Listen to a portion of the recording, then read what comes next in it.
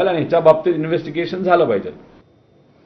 गणेश नाईक विरुद्ध एकनाथ शिंदे या वादामध्ये पुन्हा एकदा नव्या मुद्द्याची भर पडली आहे। ठाण्यातील कथित टीडीआर घोटाळ्यावरनं गणेश नाईकांनी आक्रमक भूमिका घेतली आहे। एकनाथ शिंदेंचा बालेकिल्ला असलेल्या ठाण्यामध्ये गणेश नाईकांनी जनता दरबार घेतला। यावेळी त्यांनी येऊरमधील कथित टीडीआर घोटाळ्याच्या मुद्द्यावरनं हल्लाबोल केला। संजय गांधी राष्ट्रीय उद्यानाच्या इको सेन्सिटिव्ह झोनमध्ये कोणतेही बांधकाम होऊ शकत नाही। 4000 कोटींच्या टीडीआरचा ठाणेकरांना कोणताही फायदा होणार नाही, उलट त्याचा नसता भार ठाणेकरांवर होईल असं सांगताना या घोटाळ्यात अनेक उच्चपदस्थ लोकांचा सहभाग असल्याचा गंभीर आरोप गणेश नाईकांनी केला। या विरोधात सुप्रीम कोर्टात लढा देणार असल्याचंही त्यांनी सांगितलं।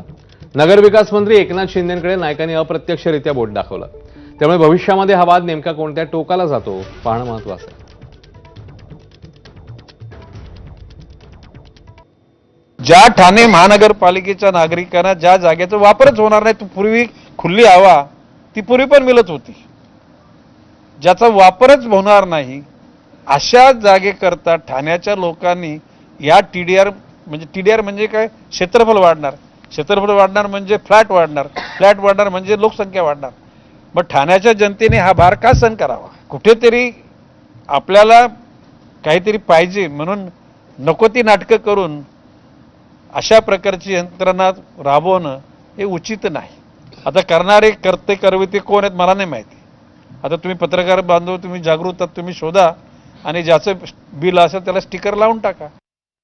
ज्या पद्धतीनं तो टीडीआर दिला गेला तो माननीय सुप्रीम कोर्टाच्या आदेशानुसार दिला गेला। आताही जर काय सुप्रीम कोर्टामध्ये ते गेले आणि सुप्रीम कोर्टाने जर निर्णय केला तर अतिशय चांगला आहे, कारण फार मोठ्या प्रमाणात तो टीडीआर न्यायालयाच्या आदेशानुसार गेलाय आणि ठाणे महानगरपालिका क्षेत्रातील ज्या काही सुखसुविधा आहे, पाणी आहे, कचरा आहे, रस्ते आहे किंवा इतर काही ज्या नागरी सुविधा आहेत त्याच्यावर त्याचा फार मोठा परिणाम होणार आहे। आताही जर ते कोर्टामध्ये गेले आणि कोर्टाने जर तशा सूचना केल्या तर खूप आनंद होईल। तर ठाण्यामध्ये उभारण्यात येणाऱ्या प्रस्तावित डेटा सेंटर विरोधातही गणेश नाईकांनी कठोर भूमिका घेतली। या डेटा सेंटरला वैयक्तिक विरोध असून हा मुद्दा मुख्यमंत्र्यांपर्यंत नेणार आहोत असं नाईकांनी म्हटलं।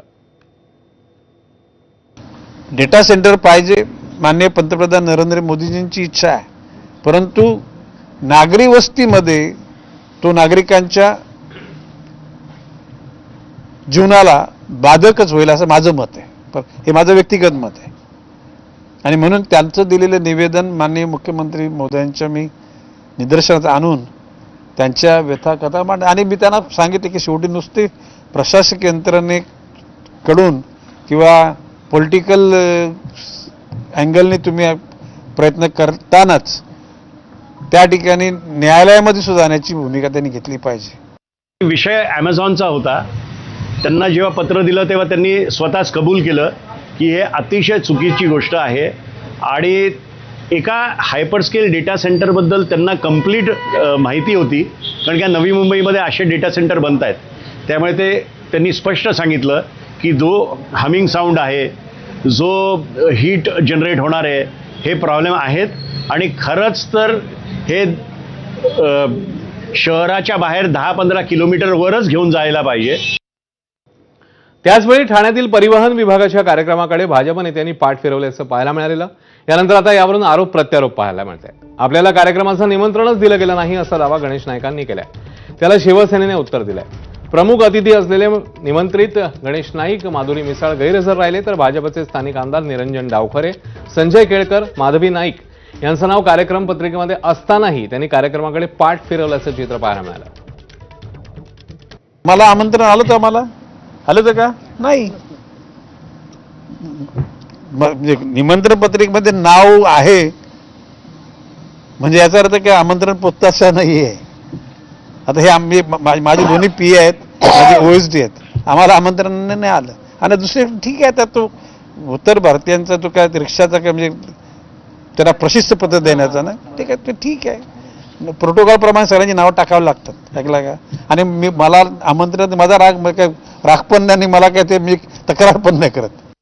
गणेश नाईक साहेबांकडे भरपूर काही कार्यक्रम असतील, कदाचित त्यांना त्यांच्या पीएस, ओएसडी किंवा पीएननी दिलं नसेल, परंतु शासकीय नियमानुसार प्रत्येकाच्या कार्यालयामध्ये निमंत्रण पत्रिका पोहोचवली जाते। चांगला संबंध असताना उगाच त्याच्यामध्ये काहीतरी तुम्ही कारल्याची भाजी बनवल्यासारखं काहीतरी करता। आमचे अतिशय चांगले संबंध आहे। महात्मा गांधींचे पणतू तुषार गांधींनी